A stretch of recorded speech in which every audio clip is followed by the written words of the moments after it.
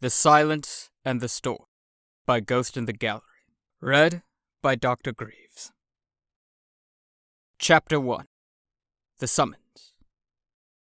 Tense quiet filled the courtroom of Gidrum. It snaked around the carved columns and intricate sconces, spilling emerald light over the assembled nobility. Atop the central dais, Vanguard Obrion gripped his war scythe a fraction tighter. These were his most dreaded moments in service to his Nemesor. Worse than dealing with squabbling lords, assassins, and even his own master's madness. This was a moment when Nemesor Zandrak was caught in a dilemma, and Obrion could do nothing to solve it. The entire court had been assembled to greet the Triarch Praetorian, something Obrion had been against, but Zandrak had insisted that a representative of the Triarchy deserved only the highest honors. If Zandrak had questioned what a Triarchy representative would want with Gidrum, he had not told Obrion. And as much as Obrion had learned to trust his lord, madness and all, this strained his faith. And thanks to his weakness, Zandrak now had to answer a single question before his entire court. The answer could cost them their world, and Obrion could not help him. "My lord," the Praetorian said, "will you answer the summons of the Silent King?" The murmur that traveled through the crowd hit Obrion's autoreceptors like a hammer. While he could not pick out the words, he knew what these vipers were doing. Whatever Zandrak did, they would have grounds to oppose. To refuse was outright disloyalty to the Triarchy and the Silent King. But to accept... It was no secret the contempt the Stormlord, their Pharaon, held for Zazarek. Zandrak was trapped between two titans, unable to appease both, while the whole venomous court was watching. "By time," Obrion pleaded, though his Nemesor could not hear his thoughts. "Use that insufferable wit and delay until we know more." "Well, Praetorian," Zandrak said, tone disconcertingly light, "since you have come all this way to personally deliver this invitation, how could I refuse?" The murmur became a roar, and Obrion was half tempted to join them.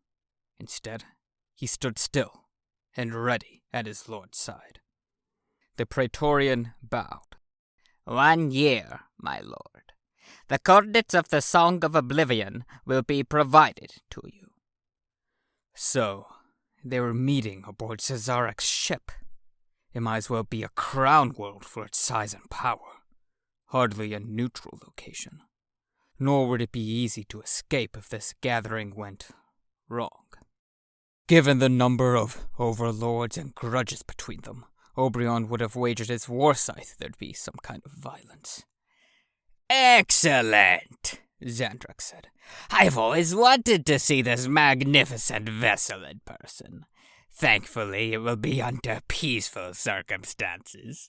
He laughed at the joke, which meant his court followed suit, albeit uneasily. Obrion was grateful that he was expected to remain silent. It gave him a chance to survey the room, see who was whispering, who he had to tell the Lich Guard under his command to watch more closely.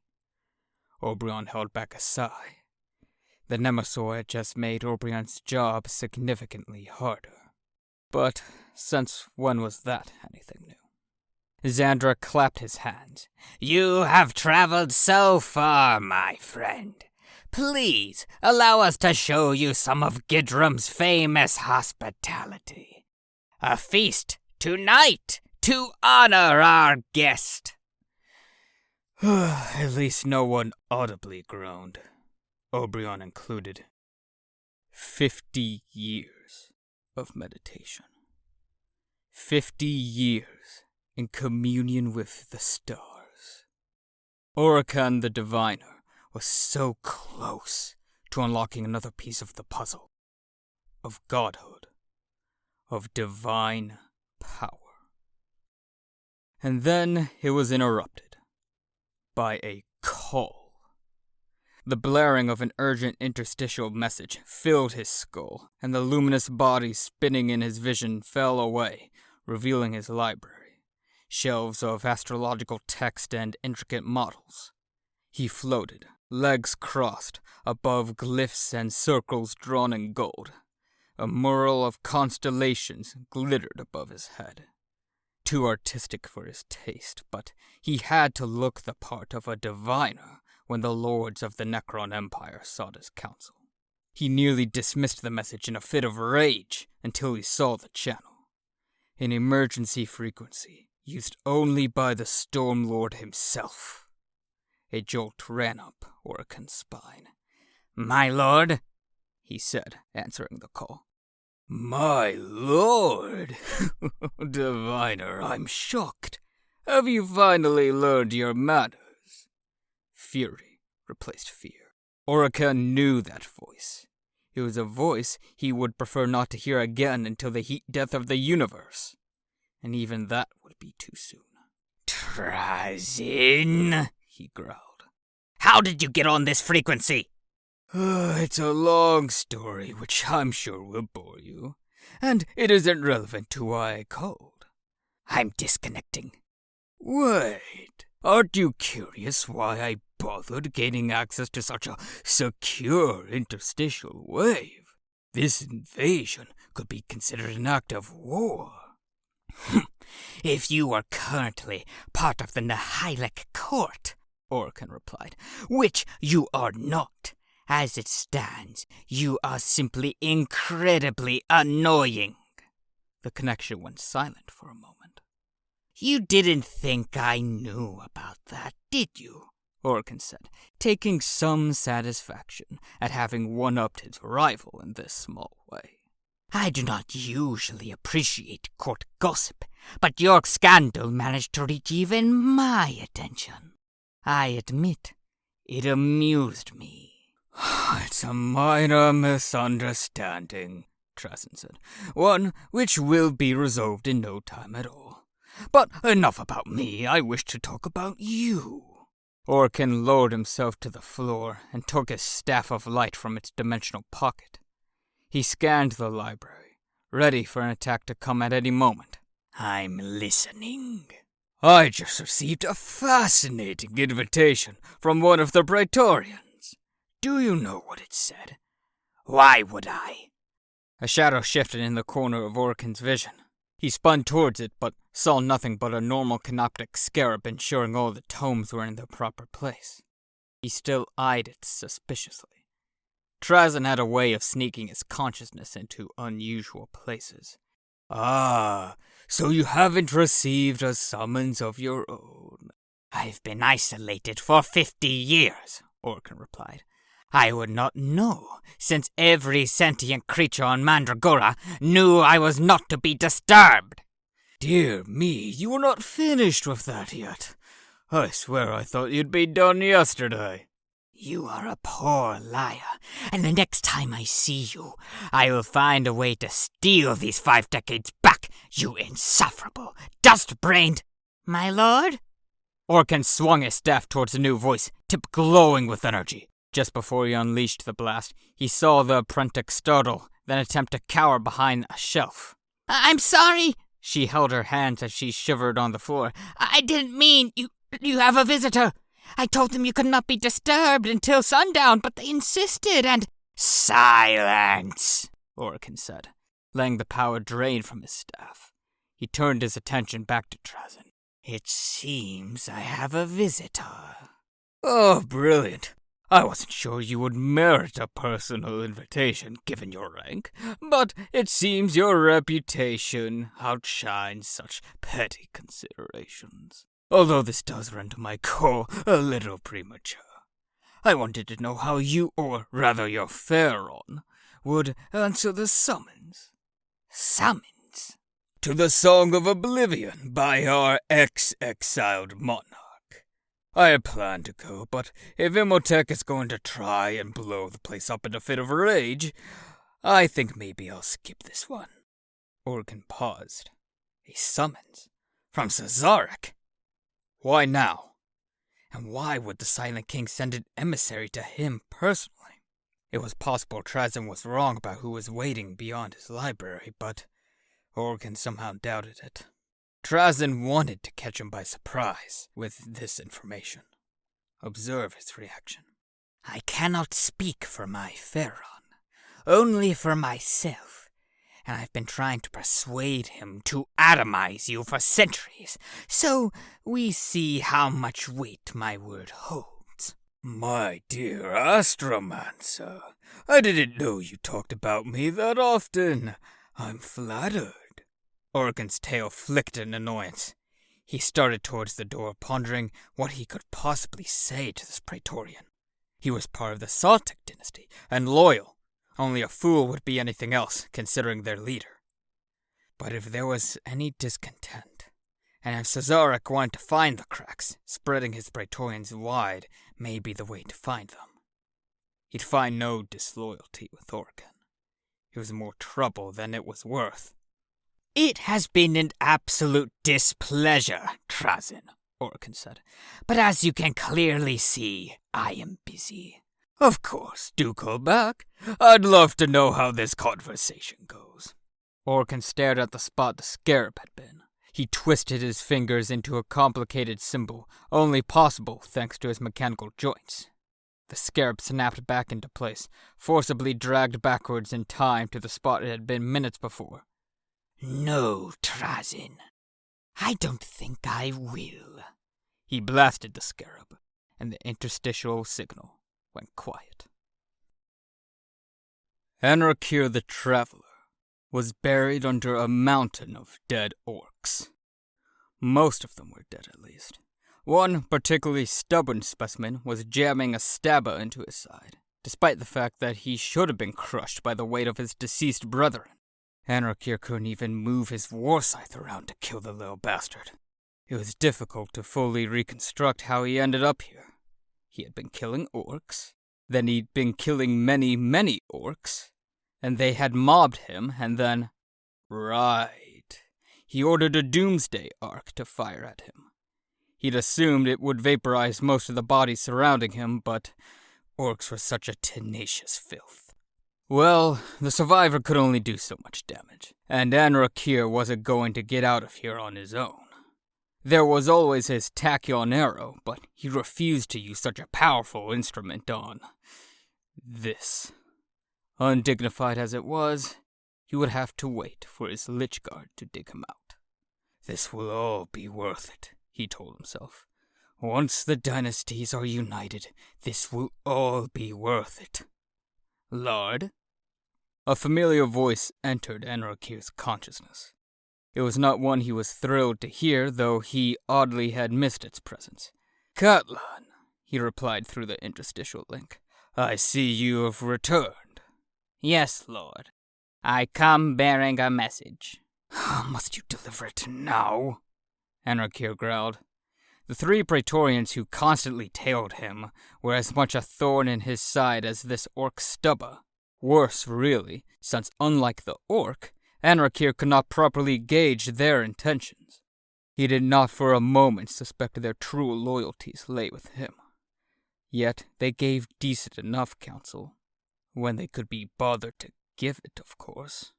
I see no reason to delay, my lord. I have come very far to give it to you. Anrakir let out a snarl of frustration. Just then he sensed the atmosphere around him fill with the scent of burning fungus. Finally someone was cutting him loose. Out with it, he snapped.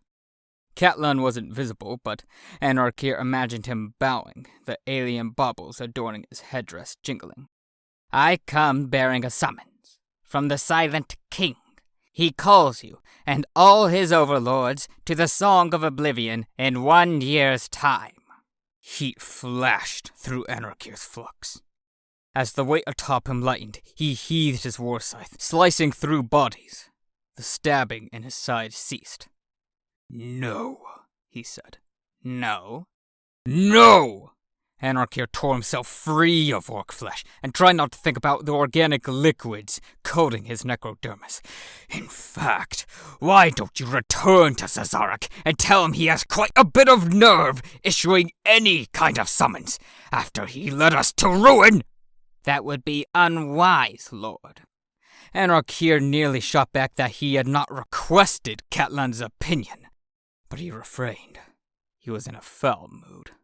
However, surveying the battlefield, he saw the orc warband retreating. His own warriors were advancing, clearing any stragglers and securing the base of the hill. Atop it was a ruin, origins which Anarkir did not know, but he hoped it would give him clues to his next tomb world. He took a moment to calm himself. A leader did not react with blind emotion. Why would that be unwise? He asked. He flinched as the three Praetorians, Catlan, Dovlan, and Amag, appeared at his back. They stared at him appraisingly. He tried not to shrink before their gazes, but, drenched in fluids, it was hard to maintain his bearing. The largest gathering of dynasties since the time before the Great Sleep, Dovatan said, leaning against their staff. Do you not wish to see it? You assume we will all sink back to Zazarak? Anarkir said. You underestimate us. He may be the last silent king, but he is a relic of a bygone era. Necrons deserve a better ruler. You believe you're the only one who thinks so?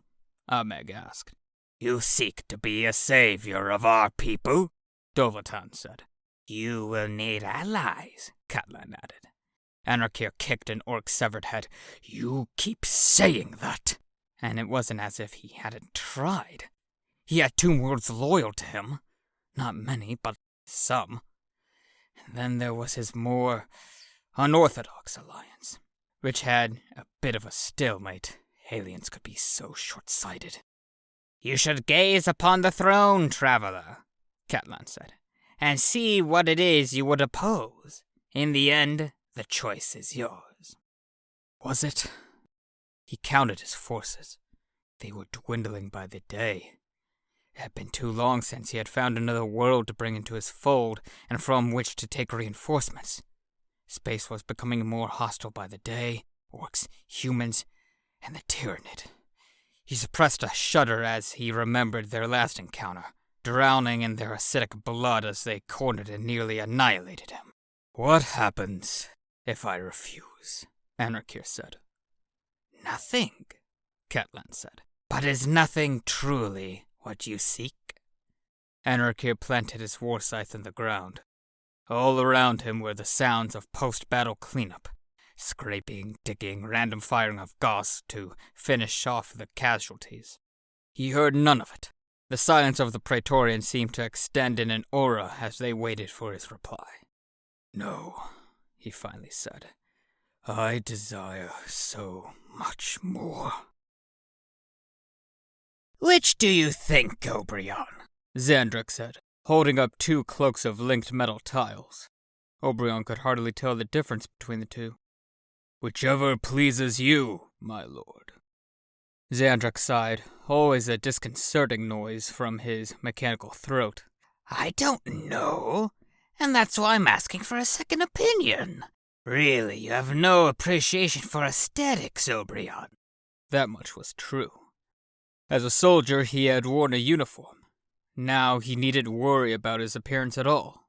Xandrik, however, had retained the vanity he had in times of flesh, which, as far as the Nemesis was concerned, were just the times, thanks to the odd affliction of his mind that made him see everything as it had been before biotransference had turned them into abominations of living metal. As a result, Xandrik still had a room full of cloaks and baubles. Anything made of fabric had long since wasted away, but the metal and stone remained. He grew especially conscious before the strange feast he threw. Obrion almost shook his head. Of all the memories he had retained, he remembered that about Xandrik. Obrion had lost so much of importance. But he remembered that his lord was too self-conscious about fashion. We hadn't had a guest in so long, Xandrik said, looking between the two cloaks. And from Cesarek himself, no less. I want to make a good impression. Oberon tilted his head down, cutting himself off a moment before he spoke. It would be impertinent to say what he wished to say, but the urge was there. He sometimes grew apprehensive when he considered how familiar he had become with his master. Xandrak spoke to him like a friend, which was bad enough. Worse was that Oberon enjoyed it. Are you all right, old friend? The Nemesis said. You seem pensive.